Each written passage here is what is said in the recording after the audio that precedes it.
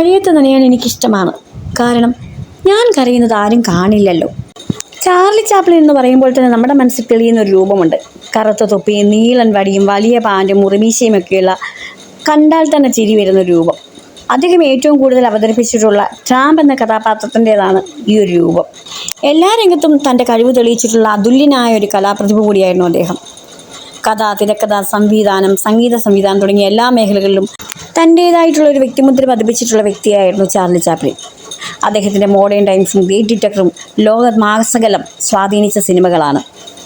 The great detector എന്നുള്ള ആ cinema ലോകത്തെ വിറപ്പിച്ച അഡോൾഫ് ഹിറ്റ്ലറിനെ ഹാസ്യാത്മകമായിട്ടുള്ള വിമർശനം കൊണ്ട് നേരിട്ട ഒരു സിനിമയായിരുന്നു. 1888 ഏപ്രിൽ 16 ഹന്ന ചാപ്ലിൻ്റെയും ചാൾസ് ചാപ്ലിൻ്റെയും മകനായിട്ട് ചാൾസ് സ്പെൻസർ ചാപ്ലിൻ ജനിക്കുന്നത്. വളരെ കഷ്ടപ്പാടുകളും ദുരിതവും നിറഞ്ഞൊരു കുട്ടിക്കാലമായിരുന്നു അദ്ദേഹത്തിൻ്റേത്.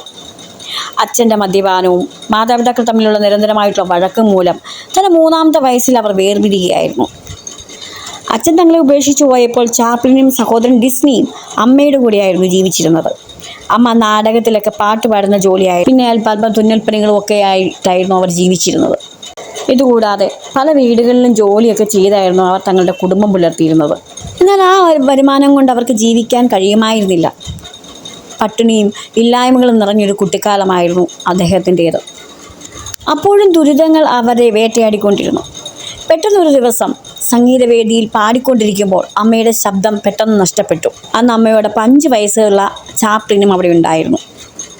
പരിപാടിയിൽ തടസ്സം നേരിട്ടതിനെ തുടർന്ന് ആളുകൾ ആക്രോശിക്കാനും പരിഹസിക്കാനും തുടങ്ങിയപ്പോൾ ചാപ്ലിൻ്റെ അഭിനയിക്കുവാനുള്ള കഴിവ് കണ്ടറിഞ്ഞിട്ടുള്ള അവരുടെ ഷോയുടെ മാനേജർ അദ്ദേഹത്തോട് സ്റ്റേജിലേക്ക് ചെല്ലുവാൻ ആവശ്യപ്പെടുകയായിരുന്നു. തൻ്റെ അമ്മയുടെ നിസ്സഹായാവസ്ഥ കണക്കിലെടുത്ത് അല്പം പരിഭ്രമത്തോടു കൂടിയാണെങ്കിലും അദ്ദേഹം സ്റ്റേജിലേക്ക് കയറി. തനിക്കറിയാവുന്ന കഴിവുകളൊക്കെ പ്രയോഗിച്ച് അദ്ദേഹം സദസ്യരെ ചിരിപ്പിക്കുകയും അവസാനം അവരുടെ കയ്യടി നേടുകയും ചെയ്തു. ചാപ്ലിൻ്റെ ശബ്ദമില്ലാത്ത അഭിനയത്തിന് പ്രചോദനമായത് അദ്ദേഹത്തിൻ്റെ ശബ്ദം നഷ്ടപ്പെട്ട അമ്മയായിരുന്നു. തൻ്റെ അഭിനയ ജീവിതത്തിലേക്കുള്ള ഒരു കൊച്ചു കാലെടുത്തുവയ്പ്പായിരുന്നു ആ ഒരു സംഭവം. പിന്നീട് ഒരിക്കലും അമ്മയ്ക്ക് ശബ്ദം തിരിച്ചു വന്നില്ല. അതോടുകൂടെ വീണ്ടും കുടുംബം മുഴുപട്ടിണിയിലേക്ക് കൂപ്പുകുത്തുകയും ചെയ്തു. എങ്കിലും അവർ തോറ്റ് പിന്മാറാൻ തയ്യാറായിരുന്നില്ല. കൂടുതൽ സമയം അവർ തുന്നൽ ജോലികളിൽ ഏർപ്പെട്ടു.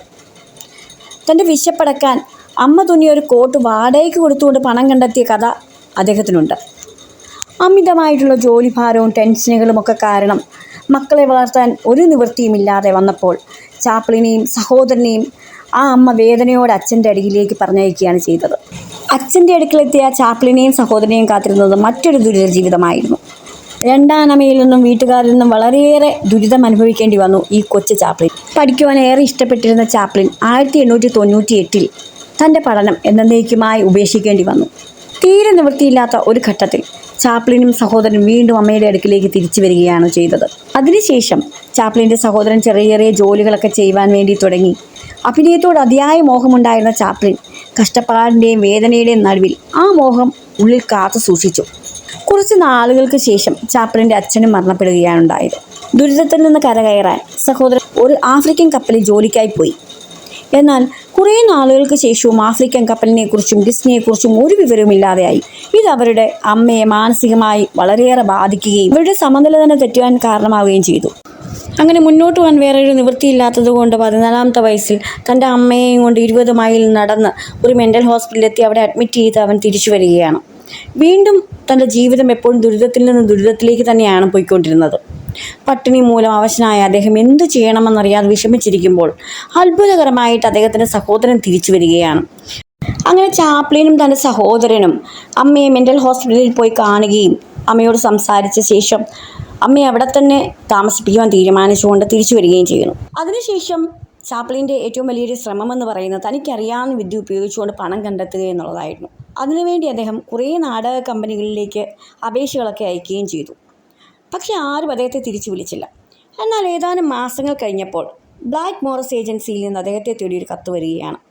എത്രയും പെട്ടെന്ന് ഇവിടെ വരിക എന്നതായിരുന്നു ആ കത്തിലെ സന്ദേശം. ആ കാലഘട്ടത്തിലെ മികച്ച നടനായ H.A. സെയിൻബർഗിൻ്റെ കൂടെ അഭിനയിക്കാനൊരു വേഷം അദ്ദേഹത്തിന് ലഭിച്ചു. ഷെർലക് ഹോംസിൻ്റെ സഹായിയായ ഒരു ചെറിയ പയ്യൻ്റെ വേഷമായിരുന്നു അത്. തൻ്റെ വേഷം കഴിവിൻ്റെ പരമാവധി അദ്ദേഹം മനോഹരമാക്കി. വീണ്ടും അദ്ദേഹത്തിന് ഹാരി വെൻഡർ എന്ന പ്രശസ്ത ഹാസ്യ നടൻ്റെ കൂടെ അഭിനയിക്കുവാൻ ഒരു വേഷം ലഭിക്കുകയാണ്.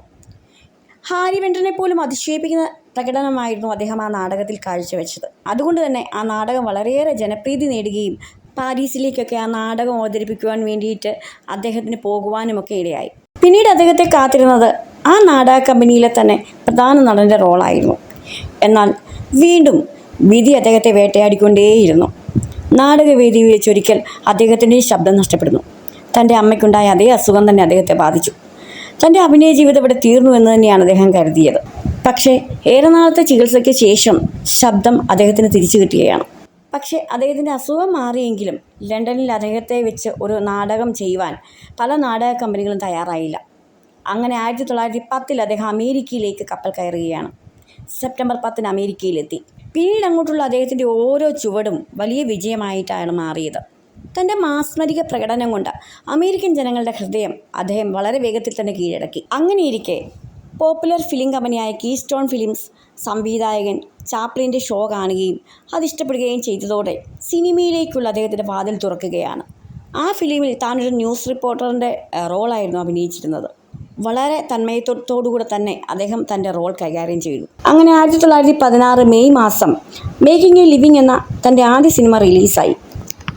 പിന്നീട് അദ്ദേഹത്തിന് വെച്ചൊരു കയറ്റമായിരുന്നു. തൻ്റെ ദാമ്പത്യ ജീവിതം പോലും പലപ്പോഴും പരാജയമായി മാറിയെങ്കിലും തൻ്റെ വേദനകളൊക്കെ ഉള്ളിലൊതുക്കി അദ്ദേഹം ലോകത്തെ കുടുകുടാ ചിരിപ്പിച്ചു. യൂറോപ്പിലായിരുന്ന അദ്ദേഹത്തെ 1952 ജോസഫ് മെക്കാർത്തി കമ്മ്യൂണിസ്റ്റ് എന്ന് മുദ്രകുത്തി. അങ്ങനെ അമേരിക്കയിലേക്ക് തിരികെ പോകാനിരുന്ന ചാപ്ലിനെ അവരും സ്വീകരിച്ചില്ല. പക്ഷേ ചാപ്ലിൻ തകർന്നില്ല. ഇതിലും വലിയ പ്രതിസന്ധിയിലൂടെ കടന്നുപോയ ചാപ്ലിന് ഇതൊക്കെ നിസ്സാരമായിരുന്നു. അദ്ദേഹം സ്വിറ്റ്സർലൻഡിലേക്ക് പോയി മരണം വരെ അവിടെയായിരുന്നു അദ്ദേഹം ജീവിച്ചത്. 1977 ഒരു ക്രിസ്മസ് ദിനത്തിലായിരുന്നു അദ്ദേഹത്തിൻ്റെ മരണം. ഉറക്കത്തിലുണ്ടായിരുന്ന ഒരു സ്ട്രോക്ക്. 88-ാമത്തെ വയസ്സിൽ ലോകത്തോട് അദ്ദേഹം വിട പറഞ്ഞു. മരണശേഷവും പ്രതിസന്ധികൾ അദ്ദേഹത്തെ വേട്ടയാടിക്കൊണ്ടിരുന്നു. സംസ്കരിക്കപ്പെട്ട അദ്ദേഹത്തിൻ്റെ കല്ലറ 2 മാസത്തിന് ശേഷം തുറന്ന നിലയിൽ കാണപ്പെട്ടു. അദ്ദേഹത്തിൻ്റെ ഭൗതിക അവശിഷ്ടങ്ങൾ അതിലുണ്ടായിരുന്നില്ല. കൂടാതെ ചാപ്ലിൻ്റെ ഭാര്യ ഊനയെ തേടി ഒട്ടേറെ ഫോൺ കോളുകൾ എത്തി. $6 ലക്ഷം നൽകിയാൽ അദ്ദേഹത്തിൻ്റെ ഭൗതിക അവശിഷ്ടങ്ങൾ തിരിച്ചു നൽകാമെന്നായിരുന്നു അതിലെ സന്ദേശം. സ്വിസ് പോലീസ് കോളുകൾ നിരീക്ഷിച്ച് പ്രതിയായ 25-കാരനെ മെയ് 14 പിടികൂടി. തൻ്റെ തെറ്റേറ്റു പറഞ്ഞ അയാളോട് ചാപ്ലിൻ്റെ ഭാര്യ ക്ഷമിച്ചു. അങ്ങനെ വീണ്ടും അദ്ദേഹത്തിൻ്റെ മൃതദേഹം സംസ്കരിച്ചു. ഇന്ന് 4 പതിറ്റാണ്ടായിട്ടും തൻ്റെ സിംഹാസനം വേറെ ആർക്കും കൊടുക്കാതെ ചിരിയുടെ ചക്രവർത്തിയായി ചാർലി ചാപ്ലിൻ ഇന്നും ആളുകളുടെ ഹൃദയത്തിൽ ജീവിക്കുന്നു.